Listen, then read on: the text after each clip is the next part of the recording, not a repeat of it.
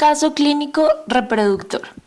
Una paciente con un cuadro clínico de 5 días de dolor abdominal localizado en la fosa ilíaca izquierda, que fue tratado con antiácidos y antiespasmódicos por su médico particular. Consulta a urgencias con deterioro de su estado de conciencia, hace un paro cardiorrespiratorio y muere. Durante la autopsia se encontró 2.5 litros de sangre en el abdomen y en la cavidad pélvica. Durante el examen se evidencia una ruptura del istmo de la trompa uterina izquierda y se observa un embarazo ectópico de 1 centímetro por 1 centímetro que había erosionado la arteria uterina. Transmisión del dolor relacionado con la trompa uterina.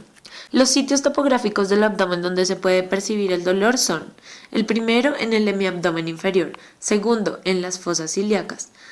El tercero, gracias a la generación del abdomen agudo, se siente dolor a la palpación y si hay ruptura podemos producir hemoperitoneo. También podemos asociar otros síntomas como náuseas y vómito y en especial el compromiso sistémico que se da gracias a un embarazo ectópico roto. También se puede sentir dolor en el hombro, lo que significa que no se soporta la palpación ni percusión en el abdomen agudo. Arteria uterina. El origen es en el tronco de división anterior de la arteria ilíaca interna. Se dirige oblicuamente abajo, adelante, contra la pared pelviana, transversal hacia la línea media en un trayecto que lo conduce al borde lateral del útero. Termina en el borde superior del ángulo bifurcándose. Sigue las modificaciones del órgano durante el embarazo, en el curso del cual su calibre dobla sus dimensiones. Relaciones. Elemento parietal. Entre la arteria umbilical arriba y la arteria vaginal abajo. Está debajo del peritoneo y cruzada medialmente por el uréter, que luego se sitúa por debajo y detrás de la arteria. Segmento transversal. Situado en el ligamento ancho, marcado por un segundo cruce con el uréter. La arteria está por arriba del uréter. La arteria describe un arco antes de su trayecto ascendente que queda a 1,5 centímetros por arriba y lateral al fornix vaginal lateral, del que está separado por un plexo venoso y por las arterias vaginales. Se separa el uréter de la pared pelviana. En el ligamento ancho, la arteria uterina está acompañada por tejido de la vaina hipogástrica. Trayecto ascendente. Sigue el borde lateral del útero entre las dos láminas del ligamento ancho. Aquí está más cerca de la cara posterior que a la cara anterior.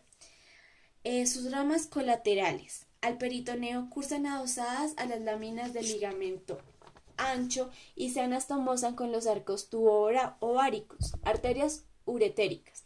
Se originan en el cruce de la arteria con el uréter al que penetran de inmediato. Arterias vesicales inferiores son numerosas y delgadas, van a la base de la vejiga siguiendo el tabique vesico-vaginal. Arteria cervicovaginal se origina en la uterina medial.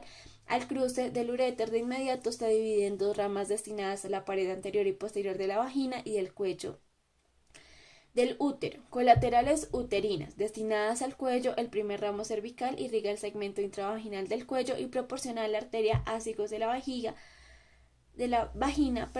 y al cuerpo. Estas de inmediato se dividen en una posterior y en una anterior. La posterior es la más voluminosa y sus ramas terminales, que son 3, la uterina, las tubáricas medial y media y la... Trompas uterinas, o también llamadas trompas de falopio. Son órganos pares en forma de tubo que se extienden bilateralmente desde el útero a los ovarios. Cada trompa puede medir 10 a 12 centímetros y se dividen en 4 segmentos macroscópicos. Son el infundíbulo, la ampolla, el istmo y la porción uterina. La función de las trompas uterinas es transportar el óvulo desde el ovario al útero y asimismo proveen el ambiente necesario para la fecundación. Un extremo de la trompa está junto al ovario y se abre hacia la cavidad peritoneal. El otro extremo se comunica con la cavidad uterina. En esta parte del video vamos a explicar los 4 segmentos de las trompas de falopio. El primero es el infundíbulo. Es un segmento en forma de embudo. Está junto al ovario y tiene 2 extremos. El extremo distal se va a abrir hacia la cavidad peritoneal y el extremo proximal se continúa con la ampolla. El borde libre de este tiene prolongaciones largas y delgadas que denominamos fimbrias.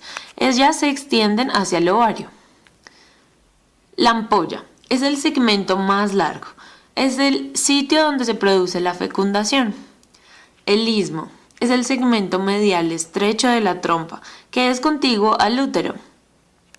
Porción uterina o porción intramural.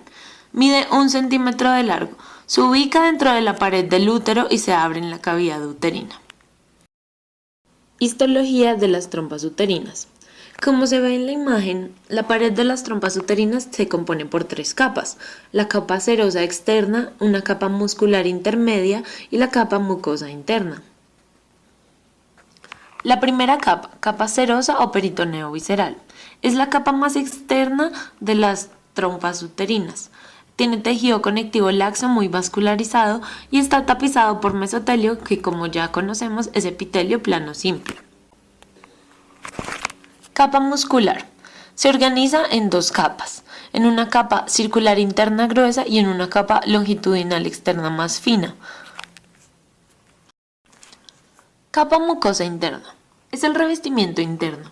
Tiene pliegues longitudinales finos que se proyectan hacia la luz del tubo. El epitelio es epitelio cilíndrico simple con 2 tipos de células importantes.